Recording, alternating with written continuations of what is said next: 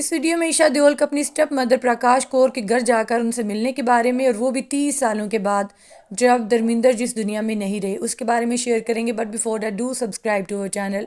सो धर्मिंदर जिस दुनिया में नहीं रहे और जो बॉलीवुड इंडस्ट्री में एक वैक्यूम स्पेस हुआ है, वो कभी भी भर नहीं पाएगा और कोई भी सैडन न्यूज़ से निकल नहीं पा रहा। अगर धर्मिंदर जी की दोनों फैमिलीज़ की बात की जाए तो वो बहुत ज़्यादा सैडन है। हेमा मालिनी स्पेशली बहुत ज़्यादा तनहा पड़ गई हैं, बहुत अलोन फील कर रही हैं। उनके जो विजुअल सामने आ रहे हैं उसमें देखा जा सकता है कि बहुत ज़्यादा वीक हो चुकी हैं और एकदम से बुढ़ापा उन पे तारी हुआ है। एक चमकता ग्लो करता हुआ फेस मुरझा सा गया है और ऐसा दिखाई देता है कि धर्मिंदर जी के जाने के बाद वो खुद को अकेला फील कर रही हैं। अगर बात की जाए हेमा मालिनी और धर्मिंदर जी की फ़र्स्ट वाइफ की, तो इनके दरमियान कभी भी कोई मुलाकात नहीं हुई और कभी एक साथ नहीं रही और एक सामने उन्होंने एक दूसरे का आमना सामना भी नहीं किया और ये डिस्टेंस 30 सालों से बरकरार है। लेकिन अब बताते चलें कि ईशा देओल, जो कि हेमा मालिनी की बड़ी बेटी हैं, वो पहुंची थी प्रकाश कौर के घर। वहां पे जाकर बहुत ज़्यादा एक इमोशनल सीन क्रिएट हुआ, वो आपके साथ शेयर करेंगे। जैसे ईशा देओल वहां पे पहुंची थी, थोड़ी सी टेंशन में थी, थोड़ी नर्वस थी कि प्रकाश कौर कैसा रिएक्ट करेंगी उन्हें देखने के बाद और वो किस तरह से उन्हें बिहेव करेंगी। लेकिन बताते चलें, जैसे ईशा देओल वहाँ पे पहुंची थी धर्मिंदर के हाउस में 30 सालों के बाद, तो प्रकाश कौर, जिनका बताया जाता है बहुत ज़्यादा सॉफ्ट हार्टेड है, वो कभी भी उन्होंने बेशक वो हेमा मालिनी के कन्फ्रंट नहीं हुई कभी, लेकिन ग्रज कभी भी उन्होंने नहीं निकाला। सोशल मीडिया पे कभी नहीं आई, कभी नहीं उन्होंने कहा कि इसने मेरा जो है आदमी मुझसे छीना और ये हमारे बीच आई।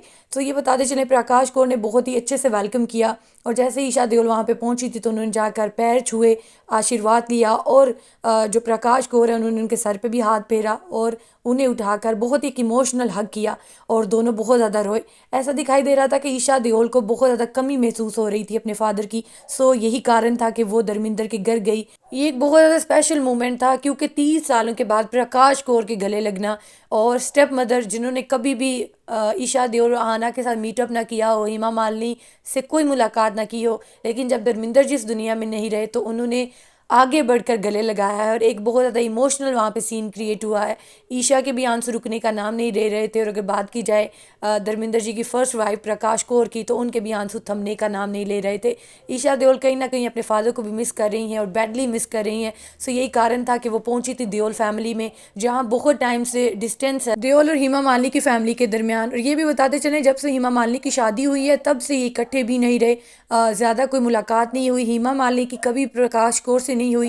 लेकिन अगर बात की जाए सनी और बॉबी की, जो धर्मिंदर जी की फ़र्स्ट वाइफ में से बच्चे हैं, उनकी मुलाकात ईशा और हाना से कभी कभार हो जाया करती थी। लेकिन अब ऐसा दिखाई देता है कि सनी और बॉबी अपनी बहनों को बहनों की तरह ट्रीट करेंगे और धर्मिंदर जी के जाने के बाद अपने भाइयों का फ़र्ज़ अदा करेंगे।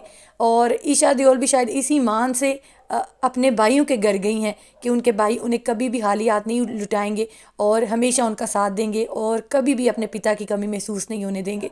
आपको ये जानकर कैसा लगा कि ईशा देओल अपनी स्टेप मदर से भी मिली हैं, अपने फादर के पहले घर गए हैं जहाँ उन्होंने सारी ज़िंदगी गुजारी है और ज़्यादा टाइम उनका उधर बीता है? कमेंट्स में बताएं, क्योंकि जब इंसान चला जाता है तो उसके बाद उसकी यादें ही रह जाती हैं, जहाँ वो बैठता है, उठता है, क्या खाता था, क्या पीता था, और हमेशा हम उसे किसी ना किसी मेमोरी को लेकर याद करते हैं। आप क्या कहेंगे? कमेंट्स में बताएं।